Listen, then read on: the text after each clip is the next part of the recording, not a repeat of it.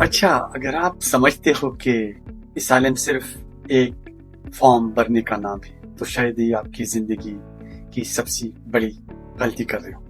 جو نیا قانون آئے ہے اس میں آپ کا کیس اس لمحے سے شروع ہو جاتا ہے جو آپ پہلی مرتبہ کہتے ہو میں اس کنٹری میں بنا چاہتا ہوں۔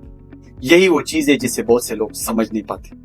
آج میں آپ کو ایک ایسی بات بتانا چاہتا ہوں جو شاید آپ کے پورے اسائلم کیس کا نتیجہ بدل۔ جو نیا قانون ہے تو یہاں کی اتھارٹیز آپ سے جب آپ کا کیس شروع ہوگا تو آپ سے سارے انفارمیشن لیں گے۔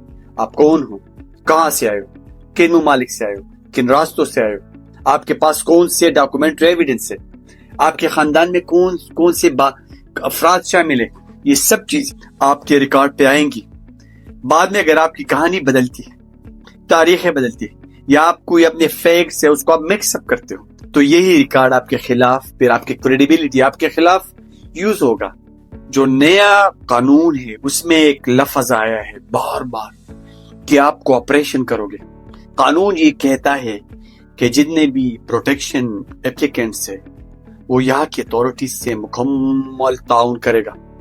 اگر آپ کوئی فیکٹس چھپاتے ہو، اگر آپ اہم واقعات نہیں بتاتے، اگر آپ ڈاکومنٹری ایویڈنس پیش نہیں کرتے، اگر آپ انٹرویوز میں مختلف باتیں بتاتے ہو تو صرف مسئلہ یہ نہیں ہوگا، آفیسر آپ کی بات پہ شک کرے گا، وہ آپ کی ساری کریڈیبلٹی کا مسئلہ بن جائے گا۔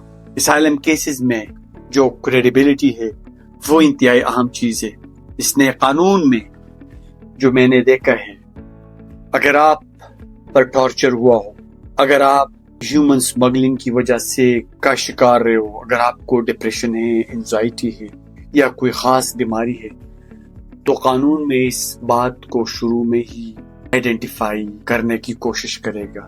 اس میں یہ بہت بڑی تبدیلی ہے کیونکہ بہت سے لوگ مطلب اس کے کئی سال ہو جاتے ہیں بعد میں آ جاتے ہیں میں ٹراما کا شکار تھا، میں نے سب کچھ بیان میں نہیں دے سکتا تھا، میرے میموری کے مسائل تھے، لیکن سوال یہ پیدا ہوتا ہے کہ آپ نے یہ بات پہلے کیوں نہیں بتائی۔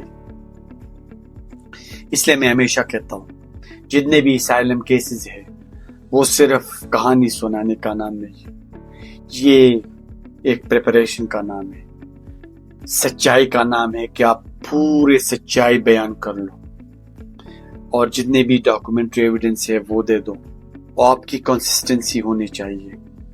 اور یہ بات بھی آپ یاد رکھیں کہ بہت سے لوگ اس کو ریفیوجی سٹیٹس مطلب اس کے کیسز اس وجہ سے ریفیوز نہیں ہوتے کہ اس کے ساتھ ظلم نہیں ہوا ہے، بلکہ اس وجہ سے ریفیوز ہوتے کہ اس نے صحیح طریقے سے اپنا کیس پیش نہیں کیا ہے۔ ہمیشہ میں آپ کو یہ بتانا چاہتا ہوں کہ آپ اپنا بیان یاد رکھیں، اپنی انٹرویوز یاد رکھیں، اپنی وضاحتیں یاد رکھیں۔ بعض اوقات ایک معمولی غلطی کی وجہ سے پھر آپ سالوں سال اس پر لڑو گے، آپ کا کیس وہی دوبارہ بھی ریفیوز ہو سکتا ہے۔ بہت بہت شکریہ۔